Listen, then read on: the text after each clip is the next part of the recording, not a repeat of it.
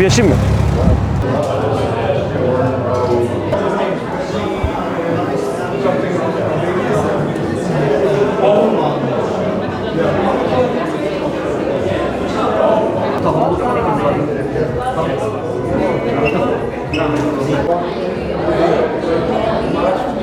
No, no.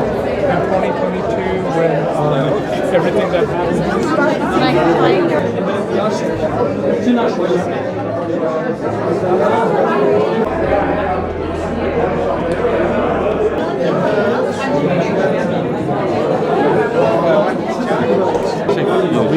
Düşecektim.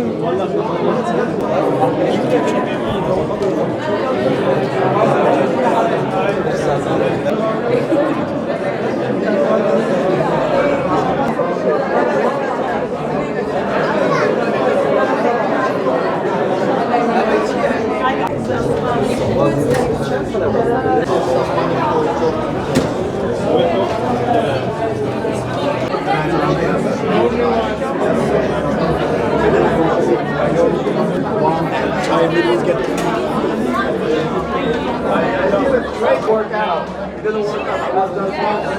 I'm not sure that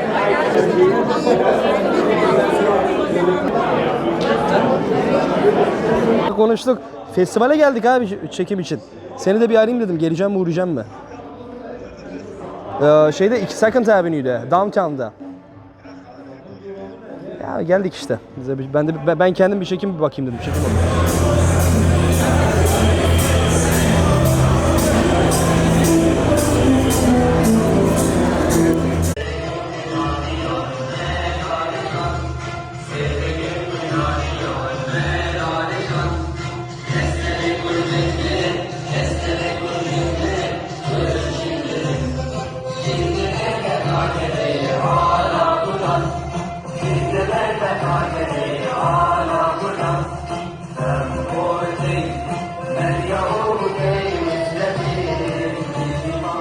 سلام مرحبا جو حميها بالا را حمي كرد كردستان را امیروج کردش فیلم فستیوالیه گله کی خاش بود براستی سرناوی ماموستای هان ارک من لبنم ببورن ولاد دوره کردستان شخازور بجا قنیزی کی مه اللي مخابن ماموستان کاربو بهاتا سرناوی لبرن لبرن زیوی دکم فیلم اویجی و بلگه فیلم اویجی گله کی باش به تماشا بکن گله کی خاشم سرکردن مایلا نیویورک فیلم فستیوال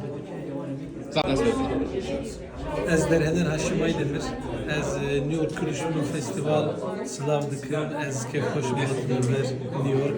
Ez pir spas dikim hemu stafên. Love Kurdish and learn Kurdish. What does that mean to you to be a part of Kurdish Film Festival today in New York City?